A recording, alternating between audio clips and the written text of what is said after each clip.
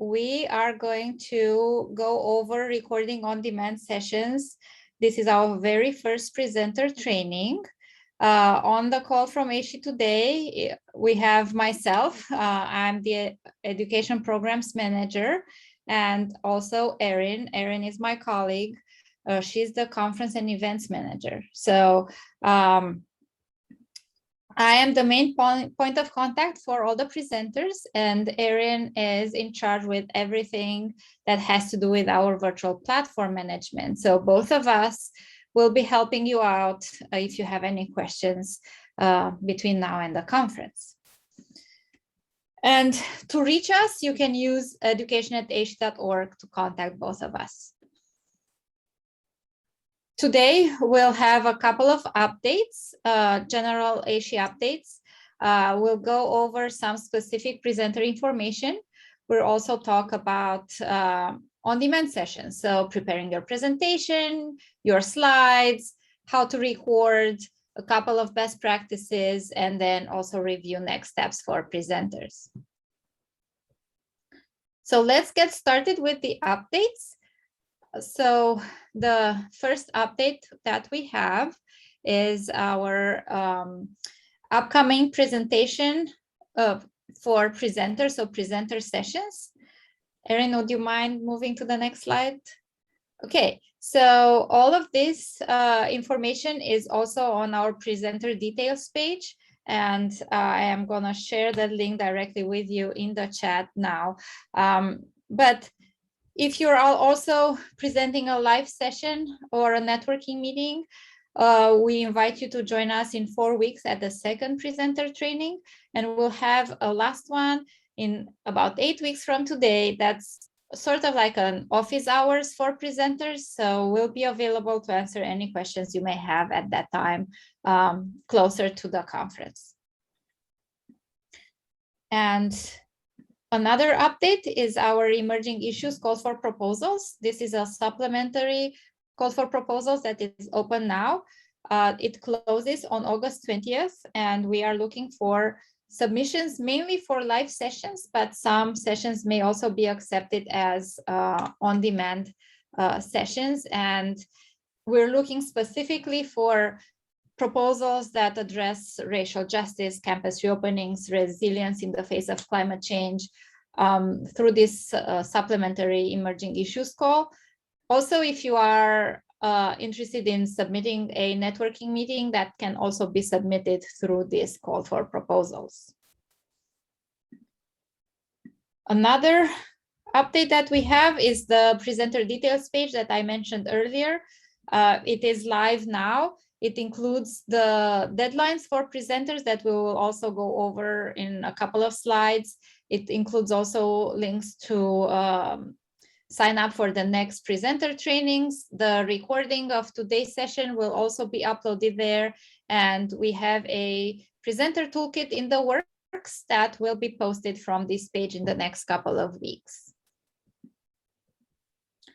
And I will turn over to Erin to let us know about host institutions.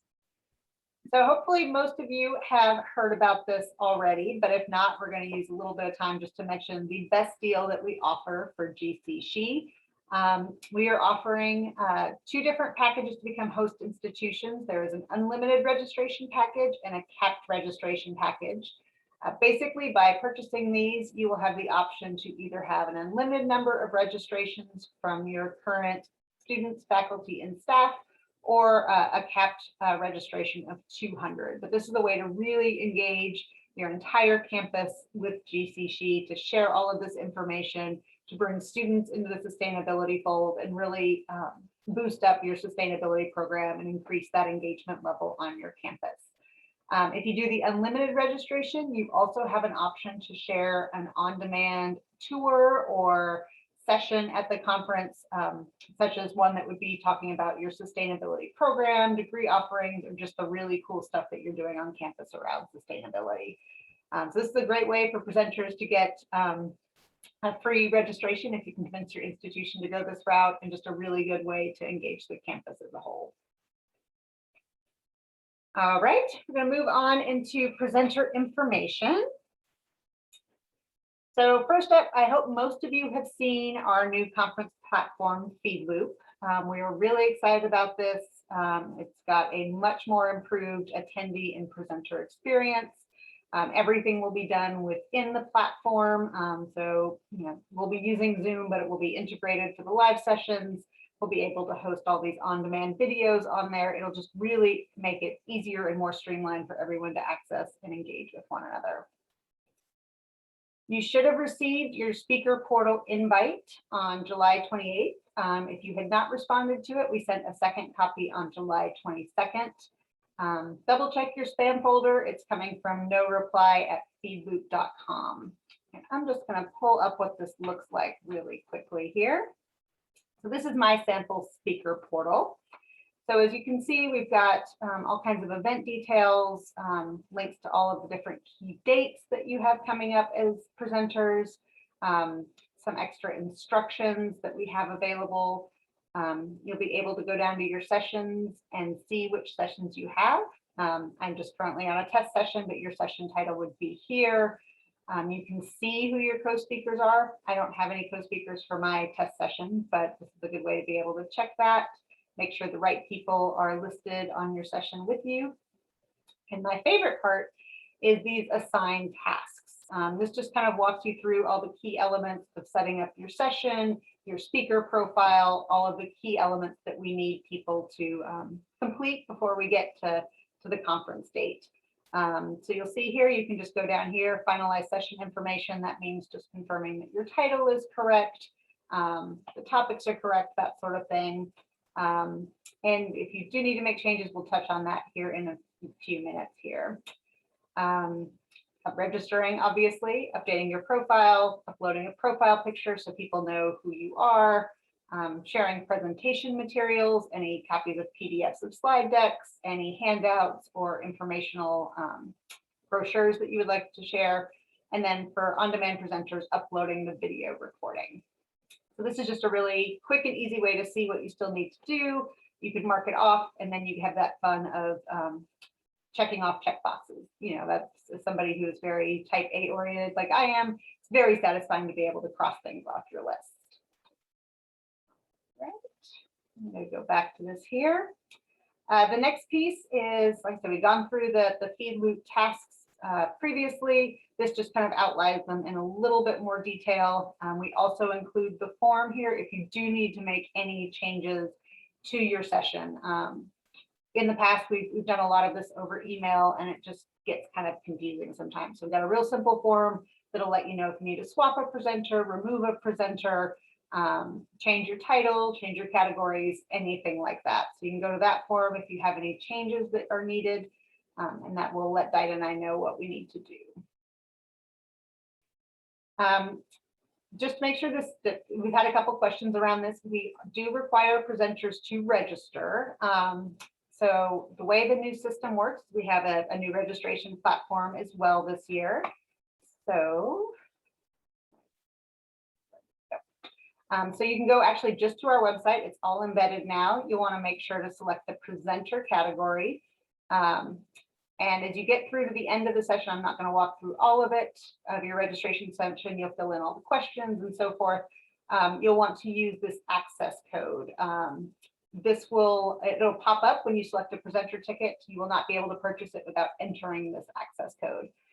This will apply any applicable presenter discounts that may occur. So go ahead and do that. And then if you're from a host institution, the promotional code will be at the bottom right before you hit submit. Do enter that host discount code, and that will alleviate even the reduced cost from your ticket. Here are some key presenter deadlines. We've also got this on the presenter details page. We've tried to streamline it a bit more this year, made it very simple to kind of keep track of. Most things are occurring on the same day. So the key deadlines that you'll want to be aware of is obviously this Friday, making sure that you have RSVP'd and let us know that you intend to present. That is key for Dida's sanity as she is making up our schedule for this year. The next deadlines to be aware of is not until September 17th. this is when we really start to finalize and make sure that all of our presenters are getting our emails, are aware of these deadlines, that they have committed to doing these sessions. So you have the registration deadline, the recording upload deadline. It's the last day to cancel and receive any sort of refund. And it's also when we'll be kind of pinning down our emerging issues presenters for anyone that is adding any emerging issues sessions. One last deadline on October 1st for our emerging issues presenters to have registered and uploaded their session if it's on demand. And then the target date for us to open up the platform to all attendees is going to be October 5th, so that they have time to build out their schedule, be able to kind of poke around and get more comfortable with the platform as a whole. None of the sessions will be available for viewing yet, but that is a deadline. You want to make sure that you have everything finalized the way you like, because people will be able to see it more broadly starting on that day. Okay. And now we're going to move into planning your presentation, and I'm going to turn it over to Daida. Yes, awesome. Thank you, Erin. Before we get started, I'd like to do a poll with our attendees today and see if any of you did present at the GCSHE conference last year. So any type of session, on demand, live, networking, or simu-live. So it looks like most of you did not present last year. So we have about 20% yes and about 80% no. So that is really good to know and how we present the information today. I'm going to end the poll. And well, if you want to see the exact percentages, there they are. So let's go back to the presentation. In planning your presentation, we have created this resource that we called Get Interactive, which I will link here in the chat. But a couple of bullet points for that is think first of your session and really what you'd like to get out of your session, or better said, what you'd like the attendees to get out of the session. So think of the goals for that and design your presentation around them. And there's a couple of different formats you can use, even in an on-demand or pre-recorded session, and to support those goals. And also think of your time limitations. We'll talk a little bit more about that later. And some best practices for online engagement, which we've included in that resource. And then don't forget to practice once or twice before you get to the actual recording to make sure that your session flows well and addresses your goals. Be mindful of your time. The on-demand sessions can use their full time, and that's 45 minutes. But don't worry if you get, if you are a minute or two over or under. You can have a 20-minute session if that works best for your goals and your presentation. That's absolutely okay. Also think in talking about best practices to change up a little bit what you're doing every 10-15 minutes, break up the pace with some activities for on-demand sessions. Maybe you have a short clip or you're posing a question to the audience. Those are some ways of breaking it up. And then if you are adapting a session that you presented in person in the past, trim some of it, because online it takes a little bit longer, and also it helps keep the audience interested in your topic. So talking about making your presentation engaging for on-demand sessions, a good idea is to include videos in your presentation because it is pre-recorded. You can interview students or faculty, or depending on your project or what you're presenting, you can include videos of your institutions or your project or initiative. Also, pause to ask questions of the audience so they can engage with your content, and they will be able to answer in the chat while watching the recording. So that's a way to engage asynchronously with those attendees who are watching your recording. So on preparing your slides,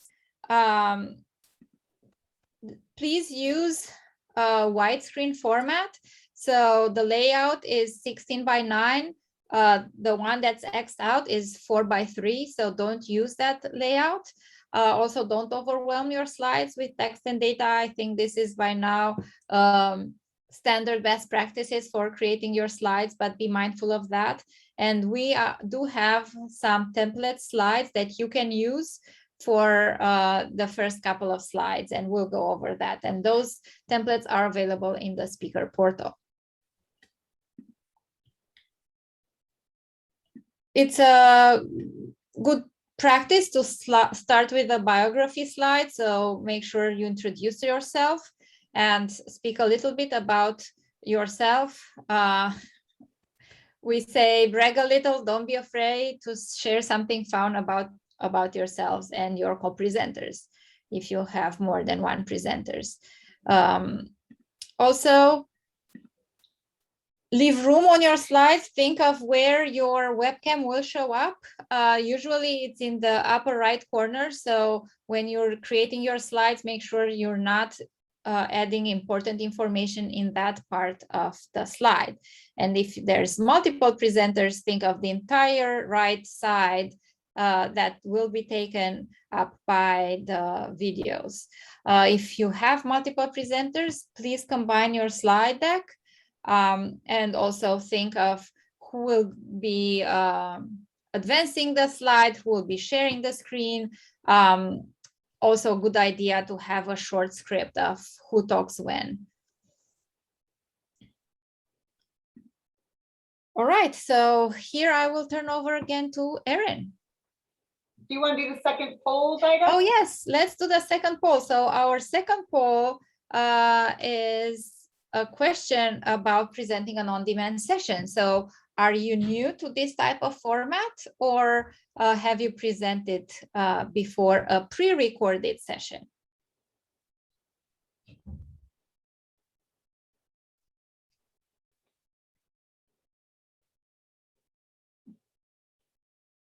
Okay, I'm gonna go ahead and end the poll, and it looks like we're about 50-50. So maybe a slightly higher percentage of people who have not presented an on-demand session before.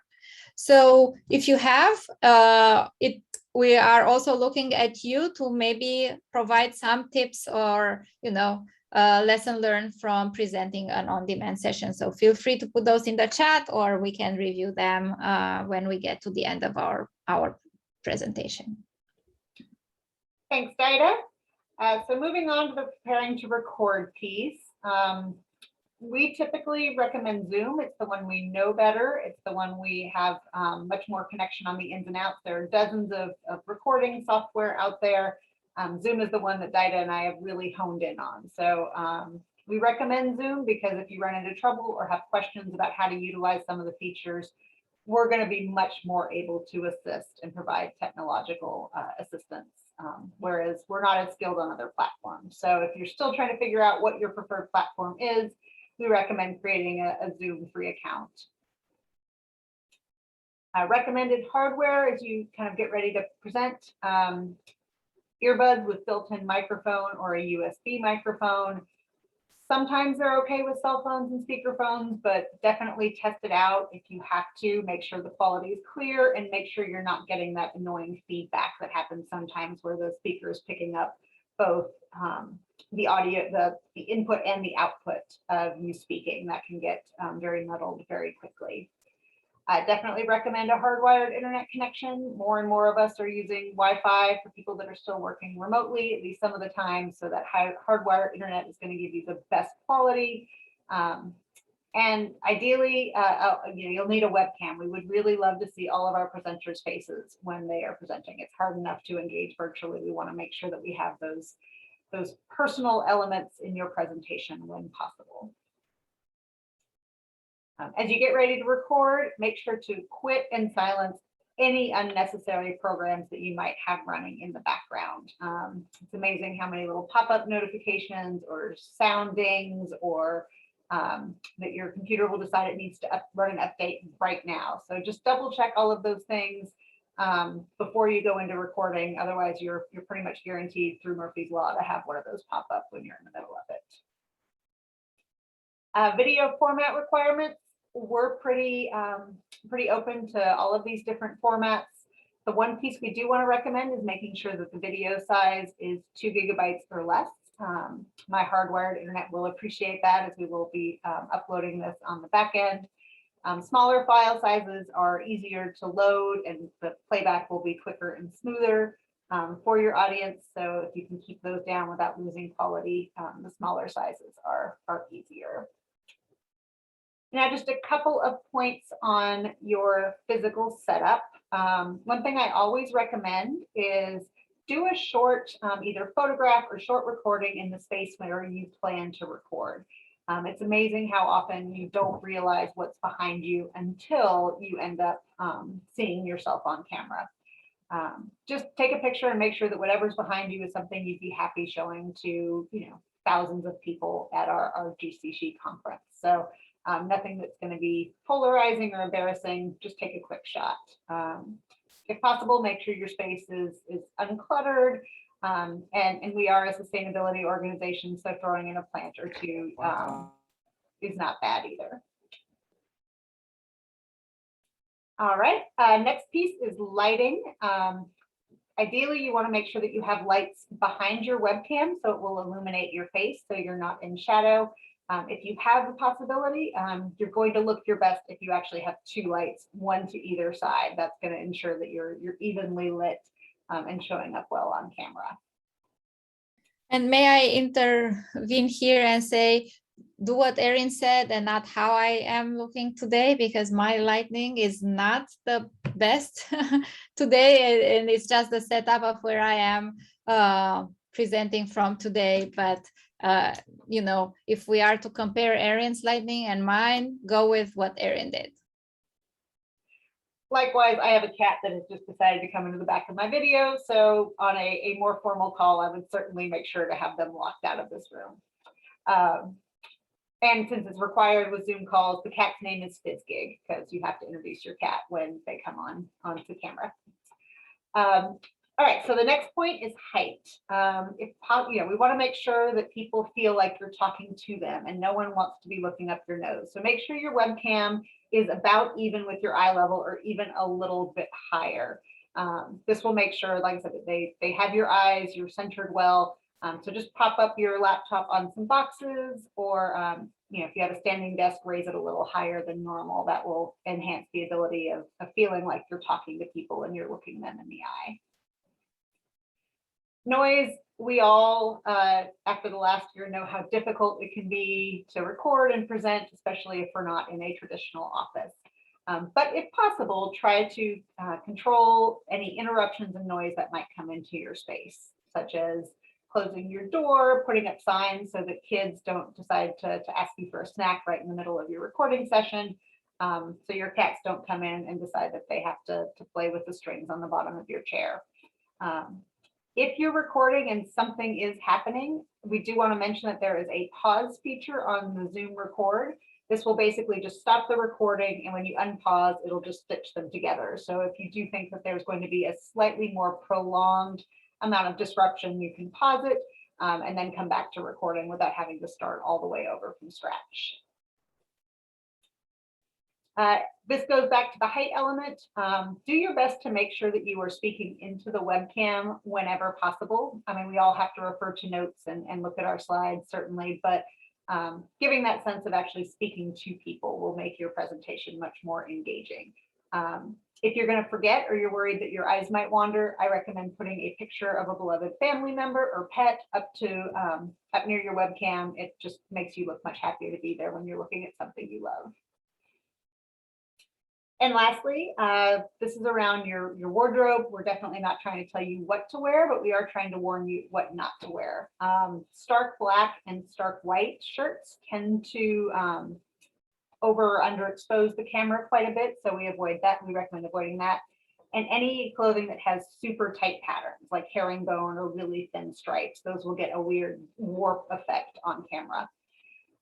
Also, just make sure that if possible, you've got some contrasting color with your background. So if you have a dark blue wall, I would avoid a dark blue shirt, something that's going to show up and provide some contrast there. And reiterating what Dinah had said earlier, test and practice. You don't have to do the entire presentation from start to finish, but record a short clip just to make sure you like how you look and sound. We are all our own worst critic. And I know I hate the sound of my voice when I leave voicemail messages, but having something to look at and say, yes, I do feel like I am presenting professionally and I'm happy with the way I look and sound on this will alleviate a lot of your anxiety and ensure a better quality presentation. Do a little bit of practicing if you've got multiple presenters, especially to make sure that you've got a layout that works with your slides, that you're not covering up key information with camera views and so forth. If you've got multiple presenters, mute your microphone when you're not on. It can be really tricky. We often forget to unmute when it's our turn to speak again, but you never know when you're going to end up with one of those disruptions like we talked about before. And it just helps from having a coughing fit when you're not speaking. And lastly, after all of these do's and don'ts and all of these suggestions, just remember to breathe. You're only human. We like to hope that our audience feels that way too. These little moments of imperfection, while they seem embarrassing to us as presenters, they're relatable. They add a moment of levity to an otherwise, more serious topic. So don't stress over little mistakes. Just keep breathing. It'll be great. All right, and now I'm going to turn it back over to Dinah. Thank you so much, Erin. So we went through a lot of items so far. If there's questions or suggestions, put them in the chat and we'll go to, a more informal conversation at the end. But I saw one suggestion about blurring your background on Zoom. So if you're not 100% in agreement with your background to be recorded, that's an option. And it's what I have today. Just be aware that you will show up better and not cut off weirdly if your background is one color. So that will work better with the blurring. And the same if you're using a virtual background, which there was a question in the chat about using a Zoom background representing your university. That's absolutely okay. All right, so talking about those breaths, I took another breath and let's talk a little bit about key responsibilities. So you may not have a separate person for each of these roles, especially if you're a solo presenter, you will be fulfilling all of these roles. An option is to maybe have a family member or another coworker that's not necessarily involved in the presentation with you on the recording to help you out. They don't have to necessarily show up, especially if you are pinning or spotlighting the speaker for everyone. So they will not show up in the recording. But just to help us a little bit, tell you about the different roles for recording, this is why we have the host. So this is the person responsible for setting up the recording session, managing all of the presenters. There's the person advancing the slides, and then there's the recording manager. So this is the person responsible for hitting record and making sure that you are actually recording, pausing if need to be, restarting and ending the recording when the presentation is done. All right, so webcam visibility, we talked a little bit about this earlier. Just make sure that presenters' faces are visible on the screen and that when there's only one presenter, move the webcam at the upper right-hand corner. And when there's multiple presenters, enable side-by-side view so that all the webcams show up on the right side. And please remember to not put anything important on your slides in that area because it will be covered by the webcams. When you get to actually start your session, wait for 5 seconds, make sure that the recording has begun. This is where the title slide should be up. Speak slowly and clearly so that attendees can hear you, and do not start or stop your webcam after you have started recording. If you do that, there is a possibility that the recording software will stop recording your screen. So it's better to just leave the webcam on.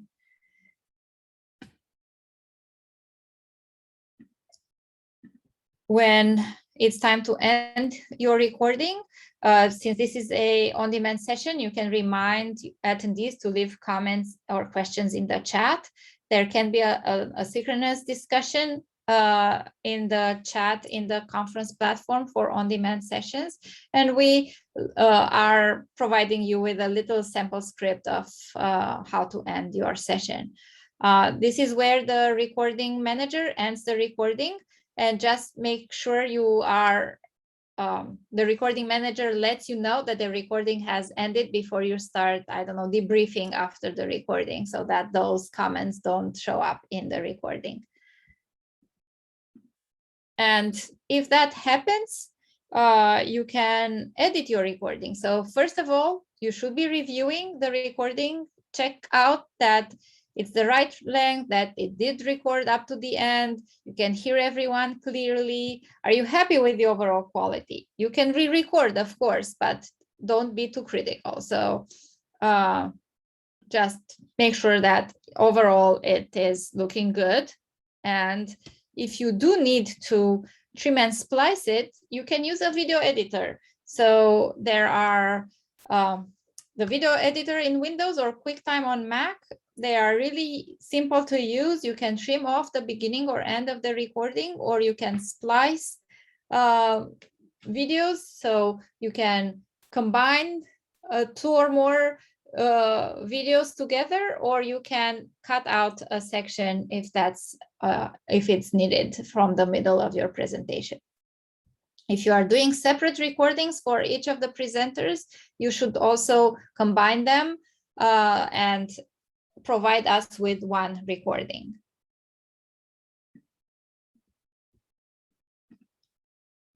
And I think Erin mentioned this Zoom tip earlier. So you can use the pause or stop buttons for the recording in a Zoom meeting if they have different functionalities. So if you use pause, the Zoom will record to the same video file. So at the end, you'll have one video file. If you click on stop, it will stop the recording. And when you start it again, it will start a new file. So just be aware of that difference between pause and stop. Okay, Erin, I think this is back to you. It is. Thank you, Daida. I just forgot to mute myself. So do as we say, not as we do, right? This is how this works. Once you have your recording the way you want it, it looks great, it sounds great, it's going to change the world. It's time to upload it so we can share it. And we've made this really simple this year. We've created a form where you can basically just go and you can upload your file. We just need to know your name, your session title, and you are good to go. Before you upload, make sure if you've got multiple presenters, confirm who will upload. Otherwise, you'll hear from me saying, are both of these the same? Is one of these right and not the other? So just decide amongst your group who's going to be responsible for that video file. When you upload your video file, please be sure that part of the session name is in the title. That will also help alleviate confusion. And lastly, just confirm, and you should have been doing this before you even started recording, but make sure you have all the appropriate permissions to share your video. We definitely don't want anyone getting any legal trouble as a result of our conference. All right, and next steps. This is just kind of a reiteration of what we said before. We've got more upcoming presenter sessions. We've got the live functionality and designing an engaging session coming up on August 31st. And then we've got September 28th. This is just your kind of last attempt to come to us if you have questions, if you have concerns, if you're stuck on something. We won't be doing a formal presentation on this last session. It'll really just be your place to have kind of office hours with Ida and I in case there's anything that isn't making sense.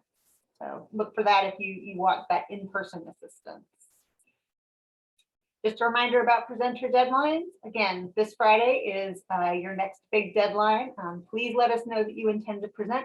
That way we can make sure that we can firm up that schedule. And then just start working towards that September 17th date. Reminder about these speed loop tasks. They will update as you mark them complete, and you'll get to have that satisfaction of having everything checked off. So we recommend that. And I did just want to show this really quickly. I know I had mentioned it, the session update request. This has just got some information. As you'll see, you can drop down and you can select one or any of these. You can select multiples.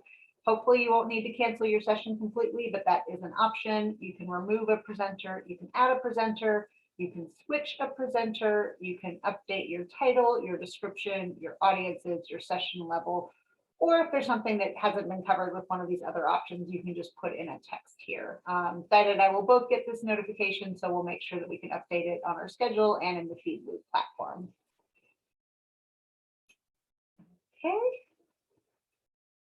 As we mentioned, the presenter resources page, this is going to come along. You will see more coming soon. I think Dida and I forgot to update this picture. Sorry about that, Dida. It'll look a little bit differently, but it'll have some great resources. You'll be able to review this recording on there if you need to go back and refer to anything. We'll also have more text-based instructions to walk you through a lot of these pointers if you prefer to read instead of listen.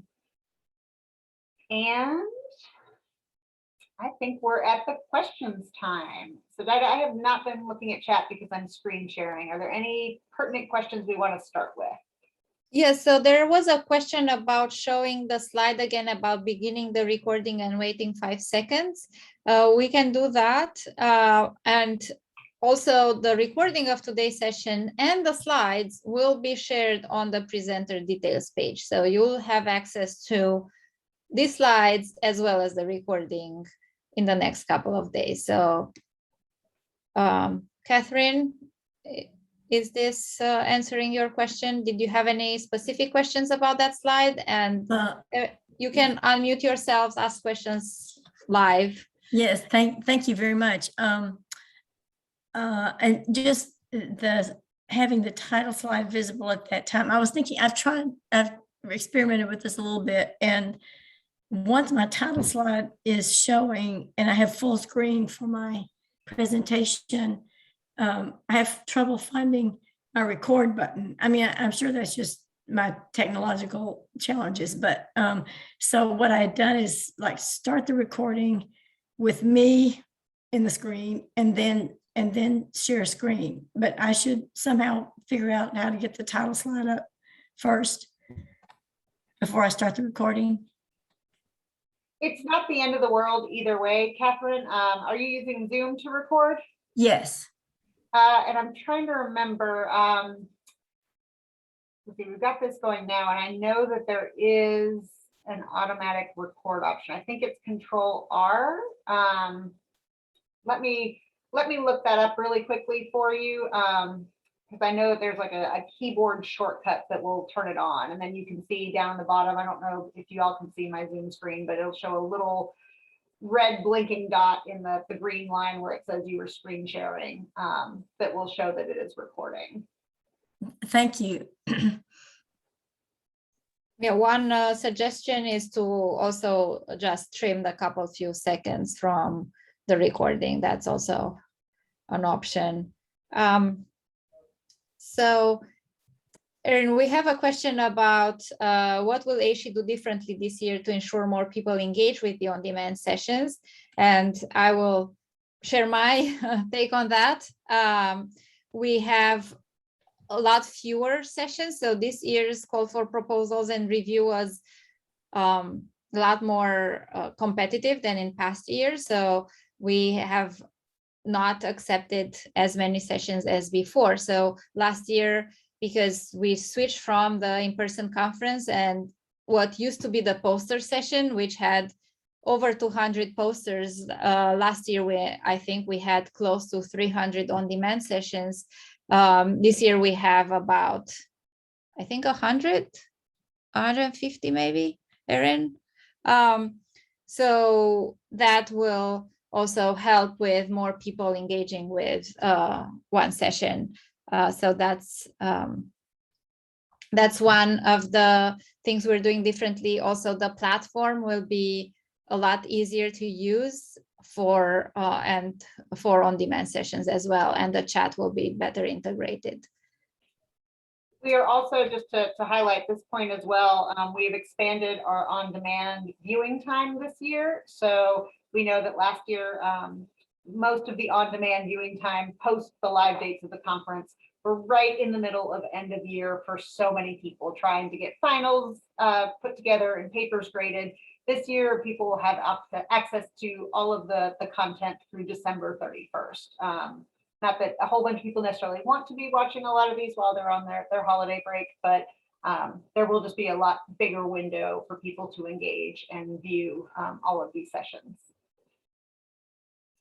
And real quick, just to go back to Catherine's point, I did find this here as far as the Zoom shortcuts.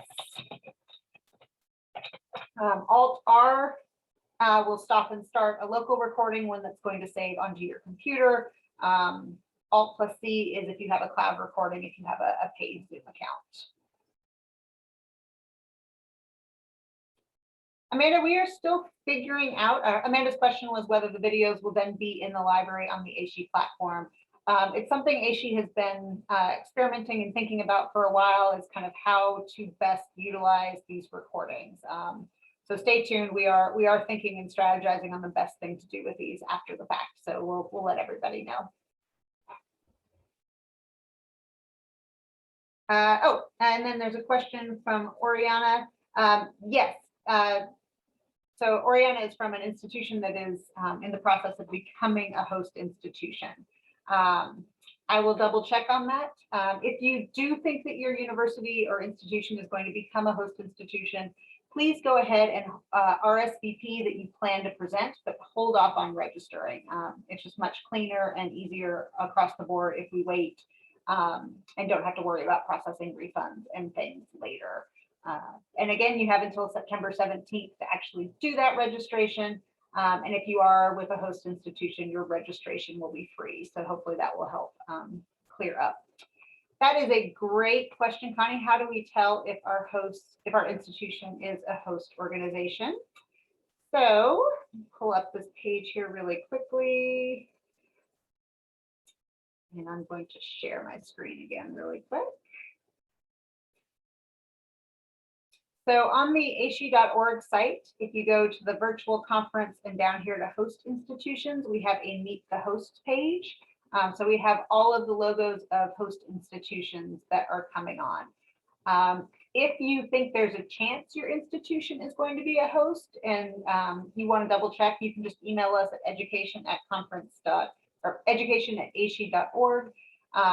We only put up the logos once we have received the contract and full payment. So there are a number of institutions that are still in process, like one that Oriana was referring to, where we are ending up, they will be on board. We're just waiting for payment to process before that becomes official. So feel free to reach out to us if you think there's a chance, or reach out to your sustainability office to ask them if they're considering it, since they would likely be the one who's kind of at least the primary point of contact with that.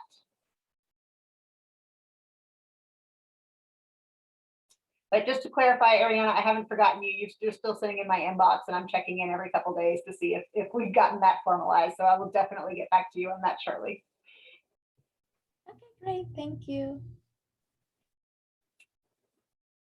Do we have any other questions, concerns, amazing ideas that you've encountered from a previous online event?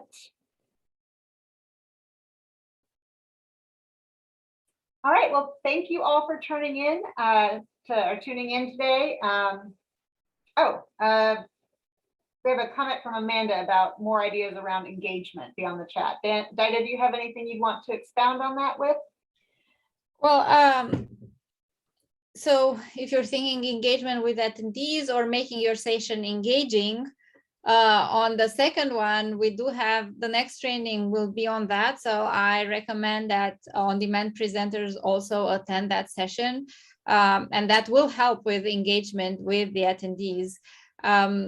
Think of your title and your description, you know, that's the place where people will read first and then decide to watch your session or not. So that's, you know, the best place to start with is your title and description. Then the next is in how you build your session, and then you know, how you engage with them throughout the session and ask them to engage in the chat, maybe the final place for engagement. And another thing too is just thinking through, like as Dinah mentioned, kind of planning out your session.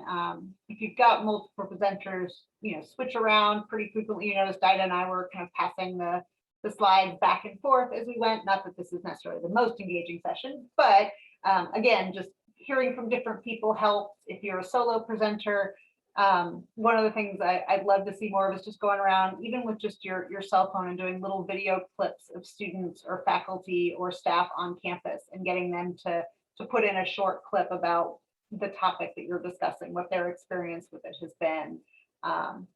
You know, include lots of good pictures of kind of anything that's applicable. And you can even think a little bit beyond the feed loop platform. So we'll have the chat feature, but if you want your description to point to a SurveyMonkey or Google Doc, Google survey, something like that, so that people can put in some information there. You know, maybe that's a good way to get some feedback from attendees on what they're experiencing on their campus. You know, and as I mentioned, pose questions, even if people can't respond immediately. Say like, hey, I know you might be watching this in December, but you know, put something in the chat about what your favorite thing about this sustainability program is, or your biggest hurdle with getting this implemented on your campus. Because that's what we're really hoping with the more streamlined schedule this year, is that we'll end up with a lot more opportunities for people to share ideas during the live dates, but then also through the on-demand period, so that we can build those connections. Also, as you're preparing your presentation, we do have the ability in our platform this year to send direct messages. So people could actually send direct messages to you as a presenter or to other attendees that might have gone in that session. So you can also find ways to encourage people to connect with you or with one another offline outside of the actual session itself. The one thing we actually didn't mention, because it's still in the works, is the presenter collateral. So we will be providing you with some ways of drumming up some enthusiasm for your session. So think of reaching out to listservs or other places, communities where you can actually promote your session and invite people to watch it. All right, if there are no other questions, going once, going twice, definitely don't think this is the only opportunity. Yes, Connie, they would need to be registered to attend, but like I said, if we're, especially with as many host institutions and things as we have, that's a great way to kind of expand your reach within your own organization if they're a host institution, and just drum up excitement around it. So definitely this isn't the only place to ask questions. Dinah and I are working furiously to pull together more resources, more suggestions, things that might help. So keep checking back on the presenters details page. And if you do have any burning questions that you didn't get answered here, or that you think about at middle of the night tonight that you wish you'd asked, just reach out to us at education@ashe.org. And we will take care of that. And Erin, yes, we do like to have all of the presenters RSVP, even if they're on the same session. That just makes the RSVP is also to make sure that our emails are getting through, that everybody has seen all of the details, and that they're on point. We're not going to remove any sessions, but we will be nudging people who haven't RSVP by Friday. So. Yeah, Erin, so while the session goes forward, even if one person RSVPs, each presenter is really individual in the platform, so they need to check their personal information and make sure that they have everything in place for their profile. So this is why we require everyone to RSVP, and last but not least, agree to the presenter policies that we have in the platform. Great. Thank you, everyone. I hope you have a great afternoon, and Diane and I will be in touch with more information as things continue, both in the speaker portal and on our presenter details page and future trainings. Thank you, everyone, for attending. See you next time. Bye.